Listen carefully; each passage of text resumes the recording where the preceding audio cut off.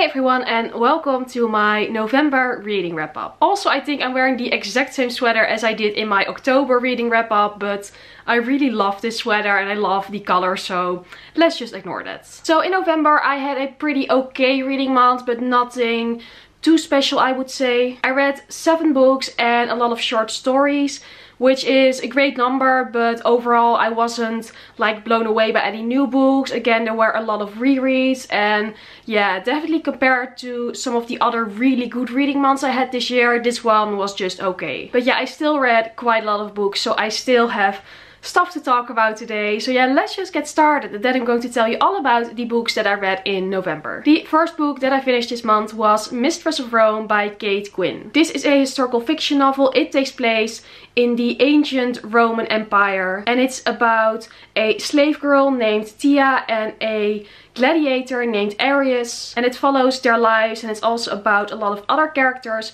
but those two are like the main characters, I would say. But yeah, basically this is just a very exciting, very enjoyable story within the ancient Roman Empire with I would say a lot of violence and a lot of very brutal stuff, but also very entertaining, at least in my opinion. So earlier this year I read The Endless Network by Kate Quinn and I really enjoyed that. That's why I wanted to read some of her other work. And even though Mistress of Rome wasn't as like mind-blowingly amazing as The Endless Network was, it was still a really good book. As I said, this book is mostly just very entertaining.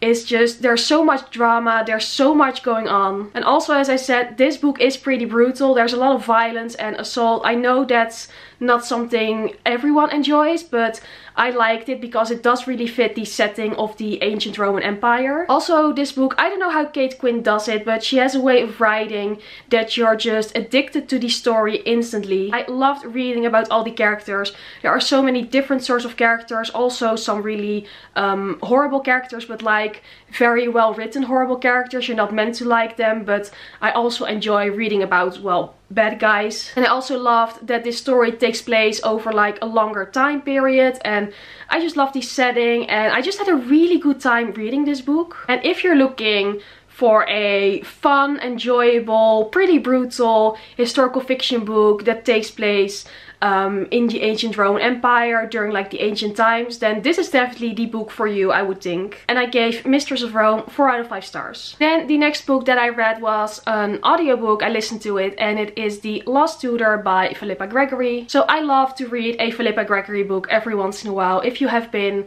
following my videos for a little while, then you know that. And it had been a while and I still had to read this book, and I decided to listen to the audiobook because my concentration with physical books this month just wasn't the best, and that's why audiobooks really were like my savior. But yeah, I read The Last Tutor, and this book is about Lady Jane Grey and her 2 younger sisters, Lady Catherine Grey and Lady Mary Grey. Lady Jane Grey was the 9 Days Queen. Her story is a lot more well known, but I didn't know about her younger sisters, who also led very interesting lives. And I loved how this was being presented in 3 parts, so 1 part for each of the sisters.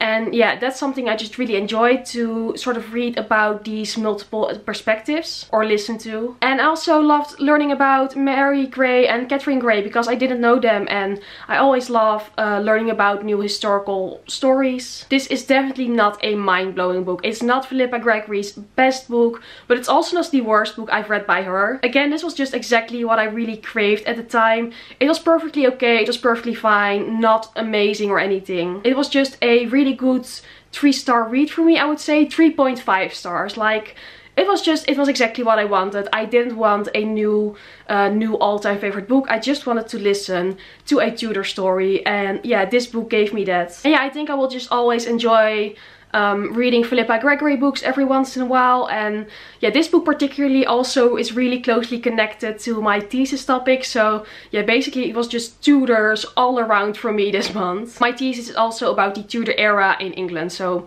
that's why. And yeah, I had a good time listening to this, and as I said, it was like 3.5 out of 5 stars. And then next, I have the biggest disappointment of this month, and that was definitely Warcross by Marie Lu. Yeah, I finally read it and I was not happy. So Warcross is sort of like, I think it's set in our world but in the future, and so sort of sci-fi-ish, but basically it's about a girl named Emika who is really good with computers and with hacking, and then one day she accidentally hacks into a big worldwide Warcross game, which is sort of like a virtual reality game which is very popular in this world. So yeah, that makes her very famous instantly, and yeah, it's a story about what happens to her after that. And yeah, she enters the international Warcross games, and yeah, that's all I want to say about it. So this book had been on my TBR for so long. I was so hyped up for it. It had so many positive reviews, so I was pretty sure I was going to love it. And then the first 2 chapters were okay, they were promising. I could see how this would be a good story, but then after that, like after the hacking part, this book turned into the most basic general YA story that you could imagine. It was so predictable, so generic, as I said, and I really did not enjoy it. And not that there's anything wrong with like basic YA stuff, but I think a book sort of has to offer something that makes the book unique or more interesting, and this book really did not do it for me. I did sort of enjoy the Warcross virtual reality and the future with all these inventions. I thought that was fun, but I also didn't think the world building was that amazing. Emika was really your basic YA heroine. Like, there was nothing special about her. Yeah, I guess except that she has rainbow hair, because you're being told that constantly, and I just really don't care that much about her rainbow hair. The ending of this book I predicted so early on. I knew that was going to happen. I just knew it, because it's exactly that type of book, you know that is how it's going to end, and I hoped I would be wrong, but unfortunately I wasn't. And yeah, overall that made this book just so boring for me, because it really wasn't anything special. Like, there's nothing wrong, as I said, with sort of basic YA stories, but you have to make it entertaining, and I also don't like it when it's not original, as I said. And this book didn't make it entertaining at all, at least not for me. It was just, as I said, again, so predictable, so boring. I cannot really say anything else about it, because that's basically all that this book is. I'm definitely not interested in reading the sequel, because I've heard even people who loved the first book thought the second book was worse. So yeah, I can basically already predict what's going to happen in the second book. That's the only reason why I would want to read it. I would want to see if I'm right. But yeah, I have some pretty good guesses how this entire series is going to end. So yeah, this was definitely not the book for me. I'm so sad about it. I wished I would love it, but I really didn't. And I gave it 2 out of 5 stars. And the next book I read was a reread, and it was Harry Potter and the Prisoner of Azkaban by J.K. Rowling. I am rereading all the Harry Potter books. I'm doing book reviews for all of them, book discussions, videos. I haven't made my discussion for Prisoner of Azkaban yet. I will do it, but I don't know when, because I'm insanely busy at the moment, but it's the next video I want to make, so like it's going to be there probably before 2018 is over, but I don't know when, but it's going to happen. But yeah, anyway, Prisoner of Azkaban, yeah, of course I loved it, because I love Harry Potter so much, and Prisoner of Azkaban really is one of the best out of the series. I can see why so many people especially love this book, because it's really a game changer within the series. It definitely gets a lot more mature from this book on, and yeah, I just really enjoyed my time reading this, and that will probably come as no surprise to anyone. And yeah, I have a lot of thoughts about it that I will talk about in my discussion video, a lot of new things that I discovered, so yeah, the video will be there, and then I will talk about it in spoilers, so yeah. But for now, of course, this book was 5 out of 5 stars, because obviously. Then the next 2 books I read are Lady Midnight and Lord of Shadows by Cassandra Clare, book 1 and 2 in the Dark Artifices series. I am currently still reading Lord of Shadows at the time of filming this, but I'm going to include it in this wrap up, because yeah, I mean, it's a reread, so I can tell you my thoughts about it. And I also pre-filming this a little bit, so by the time it's actually December, I've probably finished it. But yeah, obviously I had to reread the first 2 books in the Dark Artifices series, because the 3rd book, Queen of Air and Darkness, is almost being released. I'm so excited. It's one of my most anticipated releases of the year.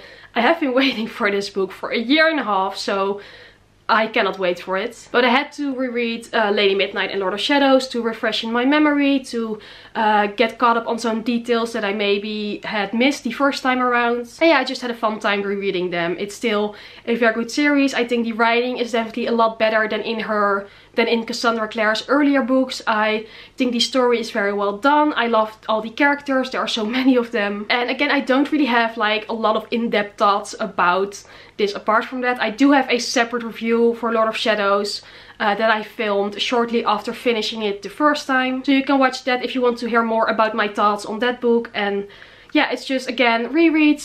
I love them. I know I would love these. I'm so scared for the third book because I think it's going to break me. I don't know. It's going to be so emotional. I know that. And yeah, just really enjoyed rereading these books, and both of them were definitely 5 out of 5 stars. And then lastly, I also read all of the short stories of the Ghosts of the Shadow Market novella like book bind up. Those had been released throughout the year, but I hadn't been keeping up with them. But I binge audiobook read them this month. I'm not going to do reviews for each story individually because I'm just too lazy to do that.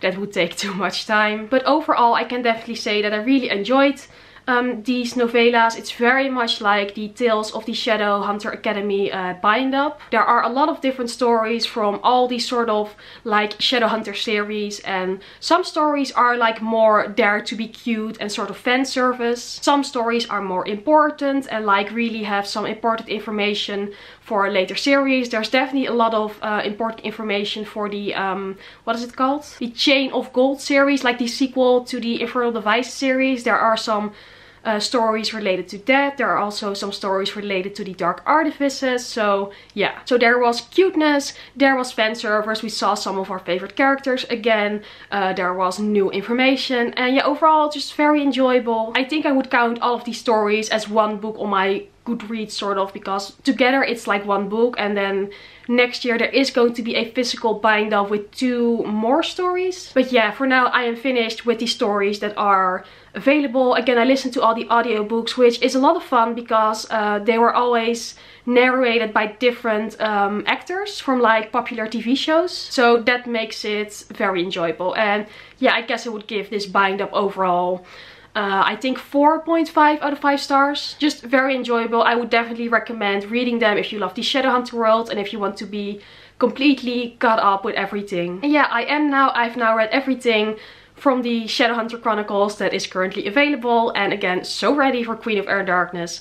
It's going to be amazing. And this was it then for my November reading wrap up. Yeah, it was a pretty okay month, but yeah, as I said, it's sort of like nothing special to me. There wasn't anything that blew my mind. I think my favorite book was Mistress of Rome, and then of course a lot of rereads that I enjoyed, but I already know them, so they can't really blow my mind again, if that makes sense. But yeah, I still read a lot of books, and I'm still very excited for the last month of this year. I've now read like 93 books in total, so maybe I can reach 100 books this year, which would be amazing. Like, I don't have a specific goal or anything, it just happened, and yeah, hopefully I can manage that. But this was it now for this video, and if you like this video, please go subscribe or maybe give it a thumbs up, because I would really appreciate that. And then hopefully I will see you again very soon in my next video. Bye!